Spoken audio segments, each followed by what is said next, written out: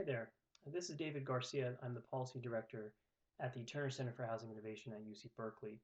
And I was scheduled to address everyone this weekend at the housing conference, which is no longer happening, obviously. Um, the COVID-19 pandemic has really turned all of our lives upside down in just a matter of weeks. And while I'm disappointed that I won't be able to speak to everyone in person, I am thankful for the opportunity to provide some insights on how this sudden crisis impacts and complicates another challenge that we've been facing for some time, and that is our state's and our region's housing crisis. Now, before COVID, California and the San Luis Obispo region were already facing a daunting challenge, and that is to provide homes that are affordable to everyone in our community.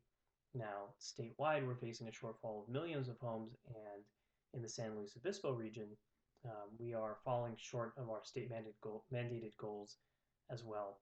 And meeting these goals will become even more difficult as, in the face of COVID, we're going to see financing dry up and workforces will be constrained. At the same time, it has never been more critical to think strategically about the creation of more housing because we can't shelter in place if we have no shelter.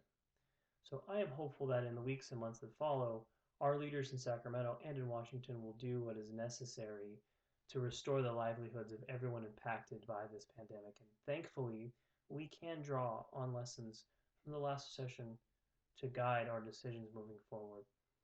Um, while today's crisis is very different, there are some similarities. People will lose their homes if we do not act swiftly and decisively to keep people housed.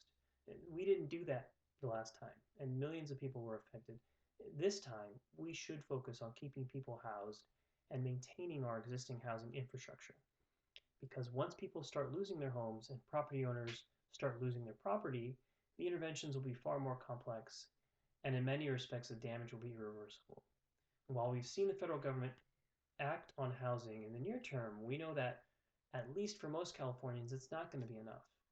Depending on income, some Californians are set to receive one-time direct payments of $1,200 as part of the most recent stimulus bill. But to be sure, that's a helpful amount. But to put it in perspective, the average rent in California is about $1,400, and in the San Luis Obispo region, it's over $2,000. And while eviction moratoriums are being discussed and implemented across the country and here in California, we have to ask ourselves what happens when those moratoriums are lifted. Residents who lost their jobs and their income for months won't suddenly have the ability to pay back rent or mortgage payments. So more needs to be done, and there are indications that the federal government will take up another spending bill in the near future. And I am hopeful that in this next round, we'll see more resources dedicated to direct payments, funding for homeless shelters and services, and broader rental assistance.